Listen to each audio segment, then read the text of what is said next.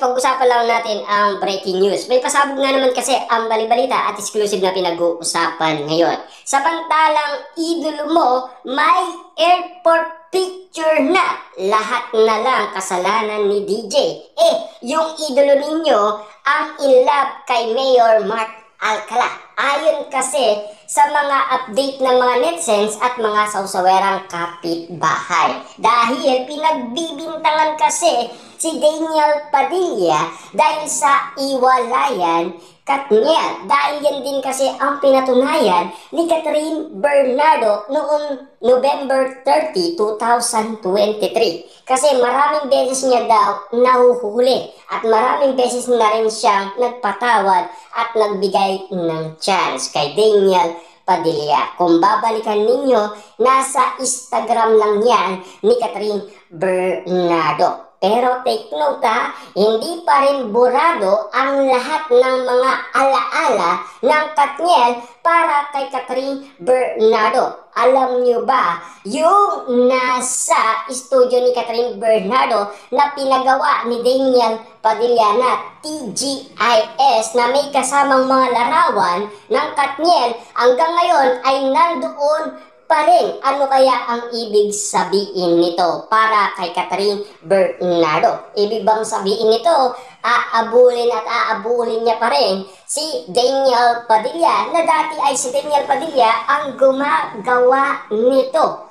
Samantalang marami pa rin ang nakakaalata ngayon kay Daniel Padilla na talagang naging matatag siya sa panahon nilaglag siya after siyang pakinabangan, bumangon siya ng sariling sikap niya.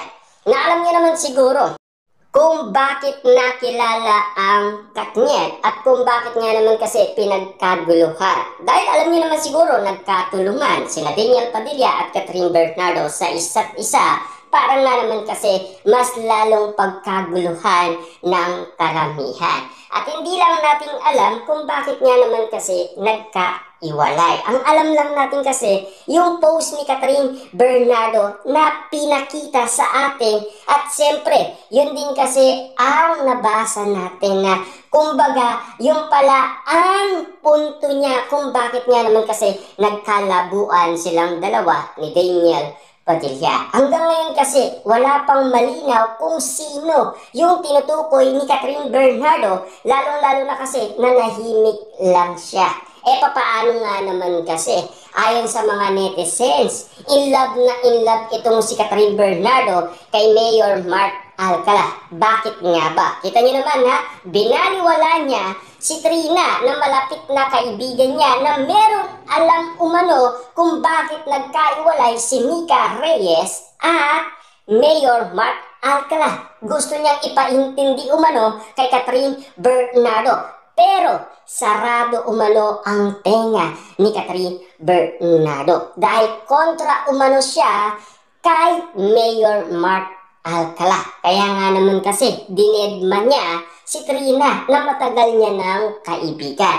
At eto pa, isa pang patunay na talagang in love si Catherine Bernardo kay Mayor Mark Alcala. Binabaliwala ni Catherine Bernardo ang pamilyang Bernardo. Bakit nga ba?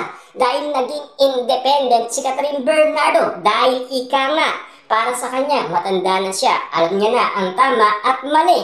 Para naman sa maraming tao, medyo hindi tama ang mga desisyon ni Catherine Bernardo.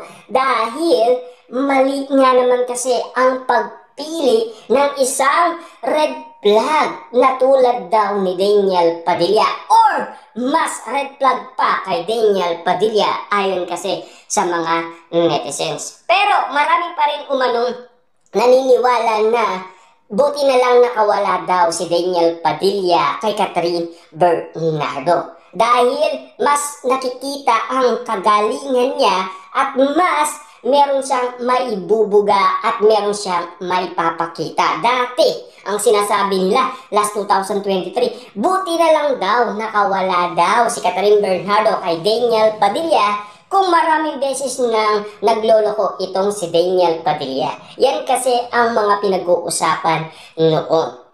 Na ngayon, pinag-uusapan ngayon na si Catherine Bernardo pa ang naglinis umano sa pangalan ni Daniel Padilla. Mas lumilitaw tuloy na si Catherine Bernardo ang mas red flag kesa kay Daniel Padilla. At ayon pa umano sa karagdagan ng bali-balita. Hanggang ngayon kasi wala pa umanong ebidensya maipakita ang mga netizens at mga sasawerang kapitbahay patungkol umano sa mga naging babae na ni Mayor Mark Alcala.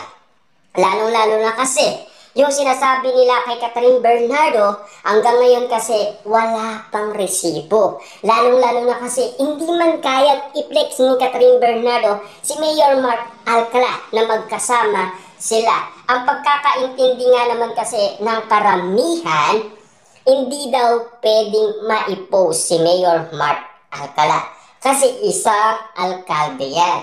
Lalong-lalo na kasi medyo sensitibo daw. Pero bakit ang iba? Diba? Lalong-lalo na kung presidente ka, lalong-lalo na kung meron kang tungkulan sa politiko at lalong-lalo na kung meron kang asawa. Pero bakit ganito ang nangyayari? Ang paiwatig naman ng iba, wala pa daw closure kasi. Unconfirmed pa daw ang relasyon ni Catherine Bernardo at Mayor Mark Alcala. Ang iba naman, naniniwala pa rin na magkakabalikan umano sina Daniel Padilla at Catherine Bernardo. Yan kasi ang mga paniniwala o prediksyon ng iba't ibang mga tao patungkol kay Catherine Bernardo at Daniel Padilla sa nangyayari ngayong sitwasyon sa kanilang buhay pag-ibig. Pero si Daniel Padilla ngayon, alam niyo naman siguro focus na siya. At lalong-lalo na nakapagsalita yan ng ilang beses din. Kasi naniniwala ang karamihan kapag galing sa kanila. Kaya nga naman nakapagsalita si Daniel Padilla na, "Salamat Panginoon, nilalapit ako sa tamang tao talaga." Ibig sabihin, hindi daw tamang tao si Catherine Bernardo. Yun ba ang sabi ng karamihan? Yan kasi ang paniniwala nila. Kaya nga naman kasi lumitaw na si Catherine Bernardo ang mas red flag pa kesa kay Daniel Padilla. Kaya nga naman kasi ang paniniwala ngayon ng karamihan ay kakaiba na ang nangyayari umano kay Daniel Padilla. Mas nagiging mabait siya sa paningin ng maraming tao.